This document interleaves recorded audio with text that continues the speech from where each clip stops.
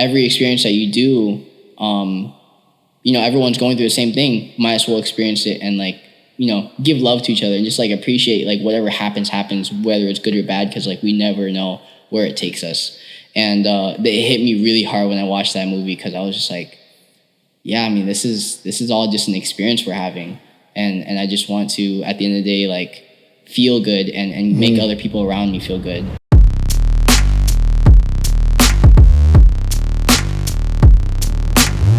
I'm done searching, because I have found you inside all along. Who's this? Who's that? Yeah. Who's this? Who's that? Yeah. Who's this? Who's that? Yeah. Who's this? Who's that? Yeah. Who's this? Who's that? Yeah. Who's this? Who's that? Yeah. Who's this?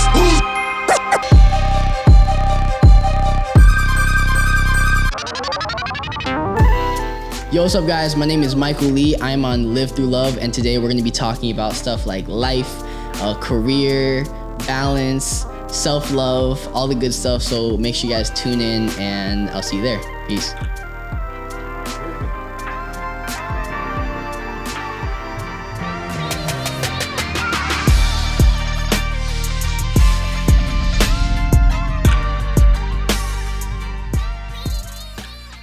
So, Michael, thank you for coming into the studio and joining us today. Yes, sir. Thank you for having me, man. Yeah, no, it's a pleasure.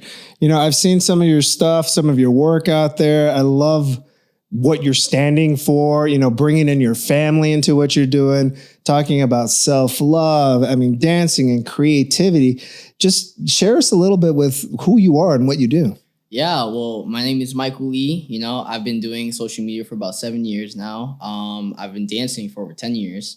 And I kind of joined social media for the goal of kind of inspiring others to follow their dreams and passions and like make a career out of it. You know, for me, I got inspired by watching like the OG YouTubers like Ryan Higa, PewDiePie, Smosh, like the OGs. And I was like, yo, this is crazy. They're like making a career out of just having fun, you know? And I was like, for me, I always wanted to do something in business, like being a business owner. My mom and dad, they both own businesses for like 20 plus years. So I kind of had that in me. And I just felt like, yeah, I wasn't into like the 9-to-5 stuff. I just like didn't, I from an early age, I knew like, yeah, I don't know, college, not really for me. You know, like 9-to-5, I didn't fit it. I didn't feel like it was right for me. So once social media came out and I saw that, I was like, yo, like, I want to do that. And I want to get other people to also kind of, you know, take a chance and just go for it and just see what happened from there. So, you know, fast forward to 2015, started the social media, had my first big break, like 2016. That's when I had like my first spout with like a dance trend that kind of went off with like Musically. And I grew like 100,000 followers on like all platforms. And then from there I was like, yo mom, I think this is working. Like this is kind of crazy, you know? And then from there, I just kind of kept growing and grinding. And by 2019, that's when TikTok really, you know, figured out its like algorithm and like the marketing went into it. And it was just like right timing, but I was also ready for the opportunity. So like, you know, from there, it just took off. And then, and now I'm here a few years later. So you know, it's funny because people always say, oh, he's an overnight success or this happened. And like, no, you started really early. Yeah. You set yourself up for when the opportunity presented himself. Yeah, exactly. And then realizing that you knew what wasn't for you. A lot of us don't know that. And we think, let's talk about that conversation. You had enough confidence in yourself to realize that's not for me.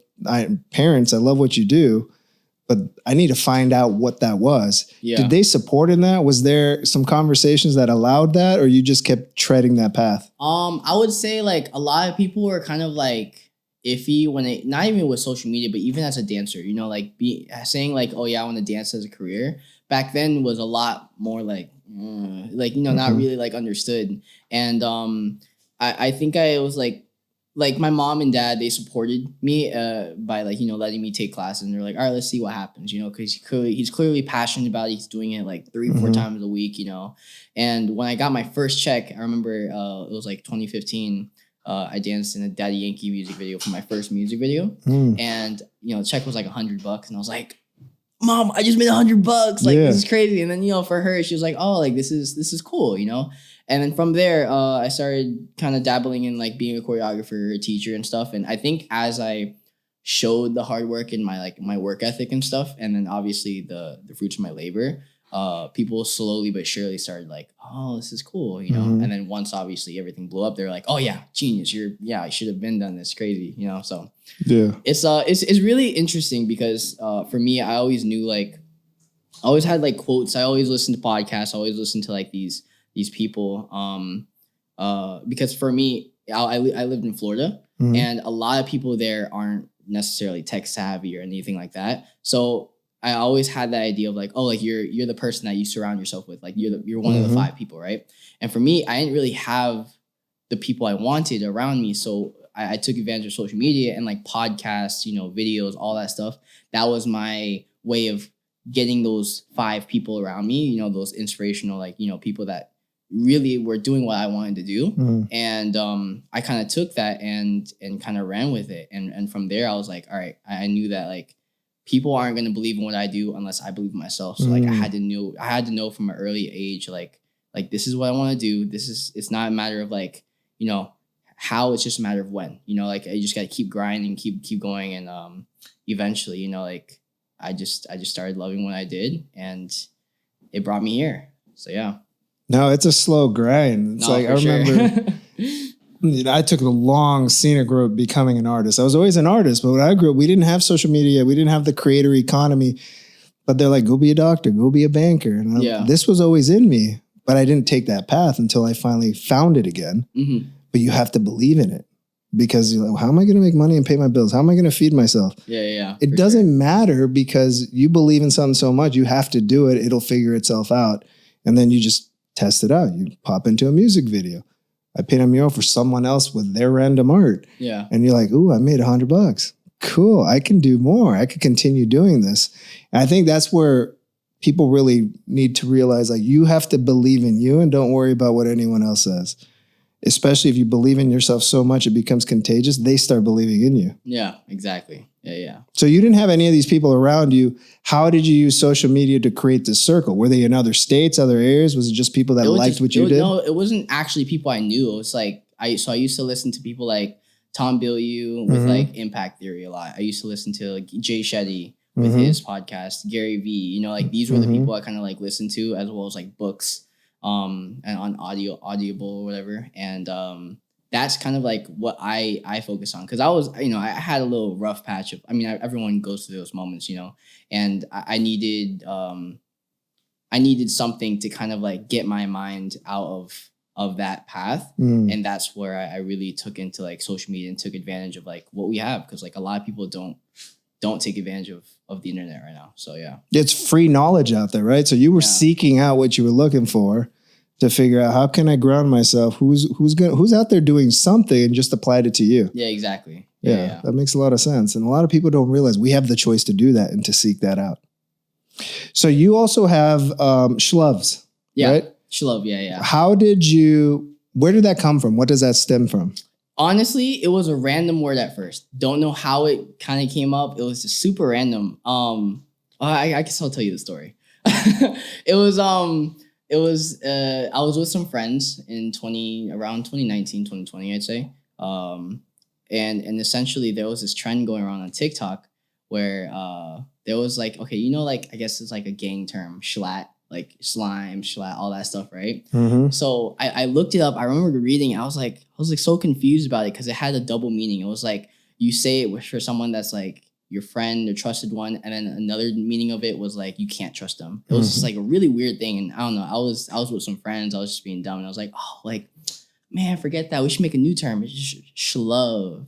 And I was like, kind of this, like, obviously around the word love. But eventually people were like, you know, it just looked cool, and I was like, wow, I like this. Like, you know, it has the word love in it. Like, you know, I can run with this, see if it works for my brand. And I just kind of called like my fan base like the Selflove gang. Like that was our thing, you know. And then over time, people were like, yo, what is Selflove? Like, and I remember someone, I don't remember who, but they were like, oh, like self-love, right? And I was like, yeah, you know what? Yeah, it is. And from there, like, it really fit the message that I wanted to do from the beginning. And it was kind of just something that like, I don't know, when I first heard the word, when I like said it, I was like, this doesn't feel wrong. This feels right in a weird way. And I just kind of stuck with it. And obviously, you know, 3 years later, now we just got Selflove family, the Selflove pals with NFTs and stuff, you know, just building out the entire ecosystem around this main message that I want to push.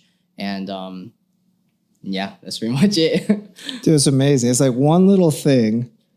You were down a path. You're like, what does this word mean? Let me go find another word for it that I can find meaning to. And then someone else defined it for you, but you started it. Now you ended up with this whole self-love movement. Yeah.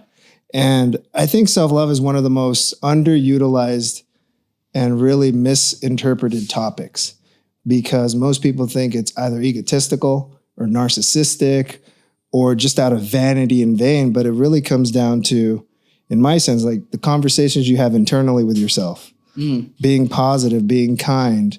So how are you defining the Selflove family, and how are you moving that forward in the universe you're building? Yeah, I mean, with the Selflove family, it was really just to bring my family into the whole social media thing and kind of give them an opportunity to like, you know, like, all right, I'm doing this clearly. I want to make sure that like I support you guys, but not only am I supporting you guys, I want to like kind of make a brand where eventually you guys can support yourselves and then also like build from it, you know, like whether my little brother wants to be a chef and now it's like Chef Daniel, or like Jonathan, my other little brother, he wants to, you know, get into acting or whatever. Like I want to have those opportunities for them by building them like a basically a foundation essentially to build off of. And that's why I feel like I want to like instill in them, you know, I want to instill the hard work, but I also want to give them the opportunity that like they can follow their dreams and passions, whatever they want to do.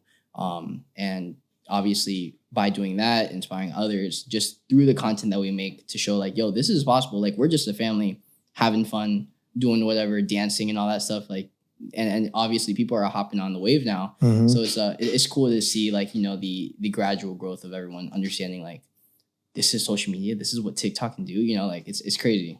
Yeah, especially when you can spread positivity, inclusivity, and that kind of messaging. Was it difficult to get your parents involved and to get them dancing? My dad's not necessarily too involved. I'd say my mom, I got her involved a lot quicker earlier on. I don't think so. I think, you know, she was kind of like, it was funny. We started off because she always used to prank me during April Fools. And it was always something I did not like from it. But I was like, okay, like this is content. I can figure something out. So I started bringing my mom into prank videos. So I actually used to prank her and the family. It was really bad. But I used to like, my first prank on her, was it the tattoo? So my first prank on her was I did a face tattoo on myself, but it was fake, but I made it look real. Like I made a video, all of that stuff. And it was like a cross and stuff. And then she was like flipping out, obviously got her on that. And then the second one right after was I dropped downstairs a cup, and I acted as if it stabbed me in my eye. So I was holding it here, and definitely not self-love, obviously. I wouldn't do that now, but that was how we started. And it was really fun at first. And then, you know, from there, like obviously like more opportunities kind of came up from it. I started involving her and the family, the siblings, into some videos because I was just already doing it myself as a dancer. And from there, it was just like, oh, this is cool. This is fun. And slowly but surely, the whole family just kind of migrated into this whole social media ecosystem. And now it is what it is. I mean, it's contagious. You built something contagious, and now they're getting attracted to it, and everyone else that's following you. Yeah, definitely. Are your parents now, because you know they're entrepreneurial and they have that? Are they helping with the business and starting to build some of that out? Are they that involved? Yeah, my dad isn't necessarily too involved with anything. He's still in Florida. He's doing his own little thing. My mom is. She's now living with me with my siblings, and she's like my momager kind of thing. So you know, so she has that business background to make sure like you know things are taken care of. I'm not being screwed around and stuff. So she's been helping a lot with that. So it's cool. That's super cool when you can get that support. Yeah, have a feeling. So let's talk about the person that looks up to you. Little boy, little girl, older boy, older man, older girl.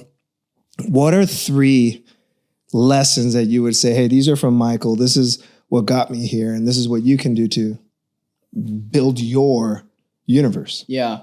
I actually heard someone else talk about this literally just a few days ago when I was on another podcast or show, and it was follow your passions. That was the biggest one. But if you don't have passions, and it's like, sometimes people are like, I don't have a passion. I don't know what my passions are. It was follow what makes you curious. Follow your curiosities. I think in life people like struggle with like finding purpose and like I don't know what to do. I feel like I have to have everything figured out. And as a kid, a lot of like the people that I looked up to, I felt like every adult had it figured out. I felt like every adult knew what they wanted to do, and it was like a little stressful for me, as a growing teenager.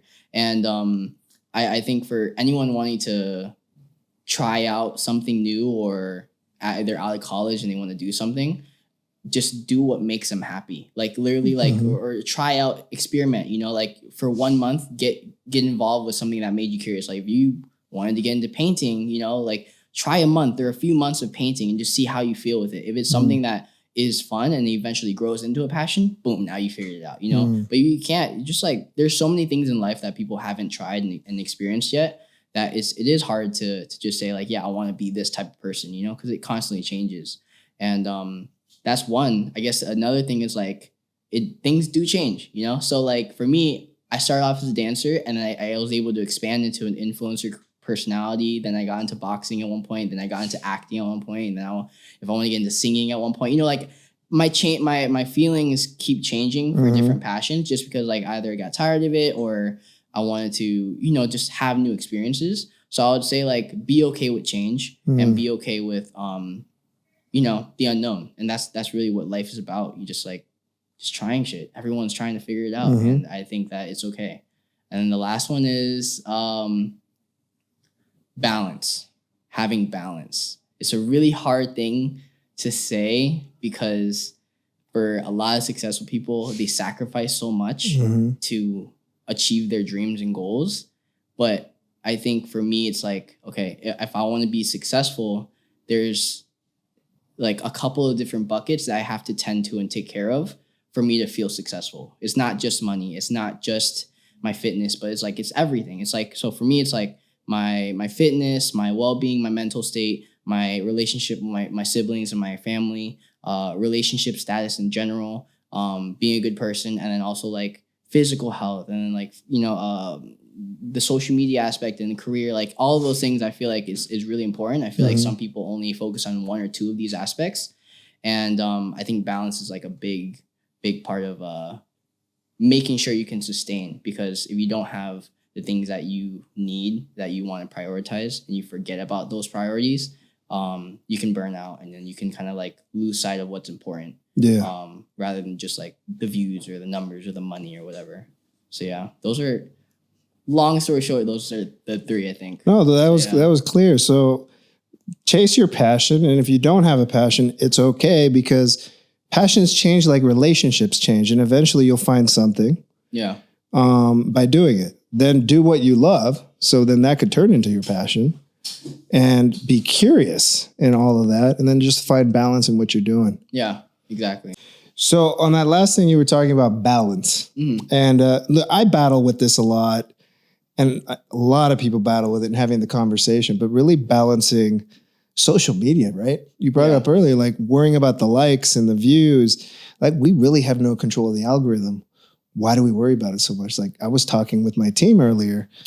Why is this here? Why is that there? What's happening? We're putting out really good stuff. It's supposed to be liked. Then you look at other accounts. I'm like, okay, it's happening across the board, but you still want it to get the action. You still want to give it to... A lot of people value... a lot of people see this as like, it's like a video game, right? And people want to be the best, and they start putting their self-worth connected with the likes and the views. And I think that it's, once you kind of set yourself there and you kind of escape from the real world and kind of put yourself in there, that's when you can easily lose yourself in the whole, I guess, process in the game. And it takes either like a major shift or a major, I guess, event to happen that sets someone back, and like, it's like, okay, like what's going on? Like what just happened the last few years of my life? Like, let me refigure out what I want to refocus on, And I think that, it's really easy to get lost in the game for sure. It's Yeah. Yeah, my wife and I were talking the other day. Is like, imagine if we didn't have to worry about social media, if it didn't matter. Our business is run on it now, so it's not like we can't have it. Yeah. But we have friends that have zero presence, and like they're not any worse off than we are with presence. So it is an interesting conversation now. It's such a fabric of what we are. For sure. Yeah, I feel like it's so strange because I know a lot of friends that don't have social medias, but they treat it so like. I mean, I don't know. I think it's just like people that take advantage of, what's new and the people who don't. But I think like if you're happy without social media, then screw it. You're doing well. Like I don't think it really matters. But it's really interesting to see the change and just everyone in general. Yeah. Yeah, because like I hear conversations. Maybe I should just post myself in a bikini, or guys, maybe I should just be shirtless, and then we'll get more likes. I'm like, are you just trying to get likes, or are you just trying to do like, what's the point? Where are we going with this? So the next transition, right? It's been a social media world, but this world is getting, more into the metaverse and more into what is the next stage of the internet. We're looking at Web3 now. Yeah. What is that looking like in your space? How is that working with your NFT projects? And what I know that you're helping people in this space. Yeah. It's crazy. I feel like a lot of people don't understand nor know about it still. Like the whole Web3 market is like probably only like 1 million-ish people that understand it or even a part of it. And then even a smaller percentage that really understand it. So that compared to like the rest of the world is wild to know like how early we are. But really, I guess to break it down, Web 1, so webs are basically, the different stages of the internet for anyone that doesn't know. Web 1 is like, emails, all that stuff. Web 2 is like, it goes into social medias and all, Instagram, TikTok, Facebook, all that stuff. That's more of Web 2 with socials. And then Web 3 is the concept of decentralization or like owning assets, right? Owning digital assets that you can't touch. And that's where NFTs come into play, or that's where, cryptocurrency comes in. The whole metaverse situation is kind of geared towards like, this is a new era of the internet.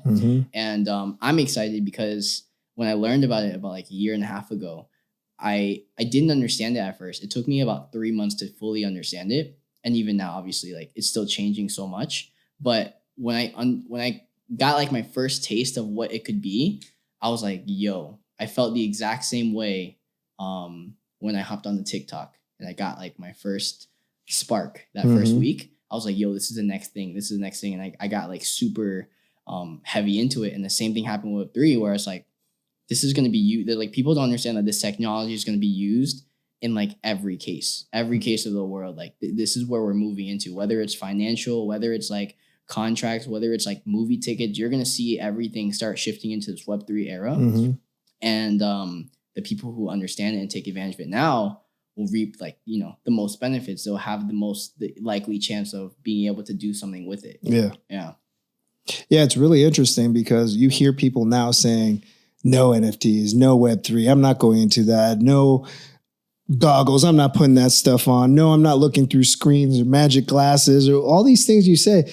But these are the same people 10 years ago were like, no Facebook, or no Twitter, no Instagram. And here we are again. So we see history repeats itself. 100%. But like, why do we consistently push away? I think it's because people don't like change. People are afraid of like, once they figure out something that works, they're like, I don't want to change this. Like, let me just stick to this, And I think it's that mindset that holds people back from like being open-minded essentially.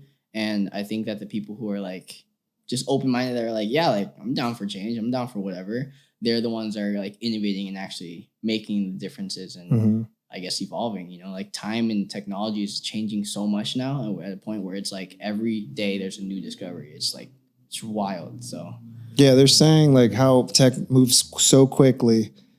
I forgot what I saw, but it was like a meme. It said it took X amount of years to get from like walking to the horse and buggy, and then the same amount of years to get to a rocket ship in outer space. Yeah. So it's like we're getting quicker at the end outcome. Yeah, no, 100%. It's getting super like exponential. Yeah. Yeah. So what I'm interested in the Web3, I'm a physical artist. I also do digital work and digital art, but it's being able to link back digital work to physical work now. Yeah. So like my next NFT project is going to be a mini sculpture of one of my sculptures, but you could scan it and you'll be able to authenticate it and have the digital version as well. Yeah. And augmented reality. So you can place it wherever you want, look at it whenever you want. So it's really, I like the sense of authenticating work. Yeah. And authenticating clothing and authenticating videos even. I think I saw you did a dance, you started dancing and then it turned into a character. A Bored Ape. Yeah. Yeah. So like doing those kinds of things and moving forward, where do you see that applying to what you're doing or to other things that are out there? I mean, so I'm shifting more into I guess my journey in all this and like my goal is to really teach people and educate them about like what the opportunity is. And, you know, eventually I would love to do something for dancers in the dance industry, in the dance world. But at the moment, I feel like there's more value in just teaching people about it for one, and then also kind of integrating into like the Web3 gaming space. You know, gaming, I feel like is going to be one of the biggest sectors in the entire Web3 like world. That is going to kind of like, people are not going to know like what it's going to literally be from 0 to 100. And I really want to kind of, you know, bring this opportunity to people, because essentially there's this thing called play to earn. And it's basically where you play video games and you can make money just by playing it, you know? And as people are like, how does that make sense? It's like same thing with like Fortnite, where it's like, you know, all these kids play for free, but they pay money to buy these skins. It's like Web3 allows it to be where, say, if you don't want to own that skin, you can sell it to someone else that wants it. And all of a sudden there's like an economy that is surrounded by it, where it's like this digital currency and this digital asset. People want it because of social clout, social fame, whatever. And it's just bringing more of like a real world thing to something that should have been happening like a long time ago. So yeah. Yeah, it's funny because we used to buy a ringtone. I'm tired of that ringtone. Let me sell it to someone else that wants it. Yeah. Either for more or for less, because they're limited. That's what happened? I didn't know that. No, I'm saying that's what could happen. That's what you're saying. Oh, yeah. You buy a skin and now they can sell it because you're tired of it. You don't want it anymore. Someone else finds value. 100%. So like it's a whole garage, like Gary Vee's now going to be a digital garage sale artist, right? Yeah. Yeah, it's cool. And I think it's really cool for artists and just creators too, because it's like, obviously, say for you, like you already know about how if you sold it, say your paintings in the real world, to say if you sold it to me for $20, you blow up as an artist, I sell it for like $1,000. You don't get any of that, but I profit all that. But like with NFTs, it's like you can now bake it into the contract, into the system, where it's like, oh, like I get royalties now, no matter what, of all these sales that happen 20 sales later of this stuff. And it's like, it's crazy how it really benefits building creators and like artists that deserve it, you know? So it's really cool. Yeah, like a residual income. Exactly. Because sometimes people are like, oh, your painting was just auctioned off for $50,000. Cool, I didn't see any of that. Yeah. But, you know, look at Beeple, what he sold. Exactly. And then if that resells, or if they break it apart, you get pieces of all these things. And it's really cool and super amazing. Yeah, I think the main thing about, I guess, for creators listening, or like anyone understanding, like why is it so important right now for like creators and stuff, I think it's cool because it gives value now back to the community that supports the artist. You know, like if I was a singing artist, right, and I just started tomorrow and I dropped an album, I have no following or whatever, but I promote it to, you know, some fans, and all of a sudden like I sell it out to them. For them being my first supporters, they'll be able to get like, I'll be able to give them rewards and perks because they supported me. And say if I blow up, now it's like what they got triples, 10x's in value, and then they can sell it. And now because they supported me, I technically support them because they're able to like profit off of it, type of thing. And then it's like being able to say like, oh yeah, if I sold my record and as an NFT, like you guys get royalties of it, or you guys get a percentage, or you guys can use it for your own things and all that stuff. Like it's just really crazy to see how much community aspects are brought into the NFT space now, into the Web3 space, just because like, you know, it benefits the people that are essentially, you know, helping you out. Yeah. And I think it's creating more abundance, right? Oh, 100%. Because in the creator space, all the time, whatever, if you're filming, if you're dancing, if you're music, they're like, hey, can you come dance at my party? You know, there'll be a lot of people to watch you. Like you'll get good exposure, but I can't pay you. Yeah. And now, like, that's what used to happen all the time. So we live in this scarcity mindset. They tell me, hey, can you come live paint? They'll love to watch you. They'll tag you on social media. I'm like, cool, but like the canvas costs money, the paint costs money, your time costs money. Yeah. The practice of you putting on that show and choreographing it costs money. So now we can start doing things like, okay, yeah, here, do this, and you can move forward and move forward. So we have a longer opportunity to create and get a reward as long as we're playing the long game. Yeah, for sure. I think that was a really long way of saying that, but the long-term outcome now of being a creator, I think, is so much more fulfilling and more abundant. Yeah. There's just more opportunities. Like we're more flexible, and we can actually do a lot more with what we have now, you know, with our communities and with what we've built. So it's cool to see that shift happen. So what's next for you? What's happening right now? What's next? What's that thing? Ooh, I mean, so I'm getting back into social media now, kind of focusing as a gamer, still a dancer, obviously. And Web3, like, I guess, like, I would say Web3, like, leader, kind of educator, pushing into creating my own NFT project, educating people, educating the masses and bringing them on. And then using Web3 gaming as a way to bring them in as well. So I'm really focusing a lot of my time into that and just teaching people. And I started this I guess, gaming ecosystem that's going to be teaching people how to basically make money playing games with the play to earn. And it's called Joystick.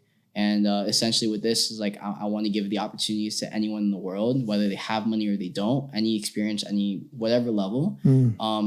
And just kind of bring them into this world and give them an opportunity if they didn't have one already. So that's my main focus for the next like decade, really, and just kind of grinding into that. That's really cool because we're gonna play games anyway. Yeah, exactly. Why not get paid for it? Yeah, I mean, that's obviously what advertising in there now and all the things. Everything that happens in the real world is gonna happen there. Yeah, 100%. Yeah. And it's just gonna merge. It's gonna completely merge. And then people, I already see people like, I own real estate here and here and here, but it doesn't exist. They don't own it in the, let's call it the physical world, but they own it in the metaverse. Yeah. So that's cool. So my favorite question is, how do you live a life through love?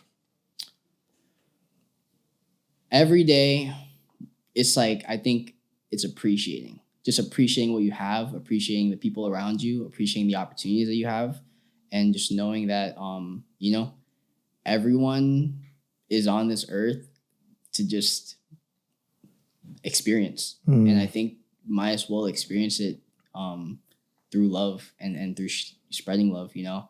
I had this like, I guess, life, not crisis, but a life like changing moment when I watched a recent movie. Have you watched Everything Everywhere All at Once? No, a friend just shared that with me. He said you have to watch it. I saw the trailer. It's my favorite movie in the world, dude. So good. But basically what it touches on is essentially like how, like, when you realize how big the galaxy, the universe is, and like how small we are as people, and like just how, you know, like little everything is, it touches on the concept that like nothing matters, but at the same time, every experience that you do, you know, everyone's going through the same thing, might as well experience it and like, you know, give love to each other and just like appreciate like whatever happens, whether it's good or bad, because like we never know where it takes us. And it hit me really hard when I watched that movie, because I was just like, yeah, I mean, this is all just an experience we're having. And I just want to, at the end of the day, like feel good and make other people around me feel good. And that's just what makes sense to me.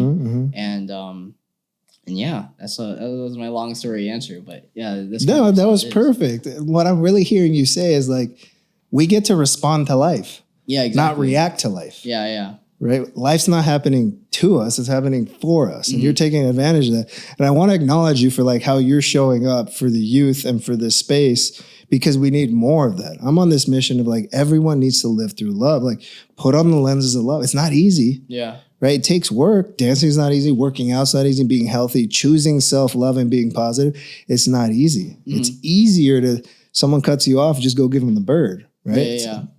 You know, flip them off and call them F words. And it's so much easier. Turn on the TV and just yell at it.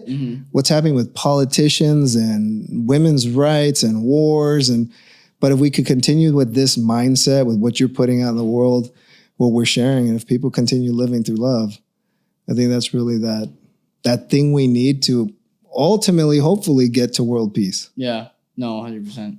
Yeah. Well, thank you for joining me. Thank you for coming on the show. Of course. Thank you. I know we were strangers before this, but I love what you're doing. Thank you, man. Thank you. You're welcome. And where can everyone find you? Everyone can find me pretty much on every platform. Just Michael, JUSTMAIKO. That's not how I spell my real name. I just do it for social media. That's really it. YouTube, Instagram, TikTok, Twitter.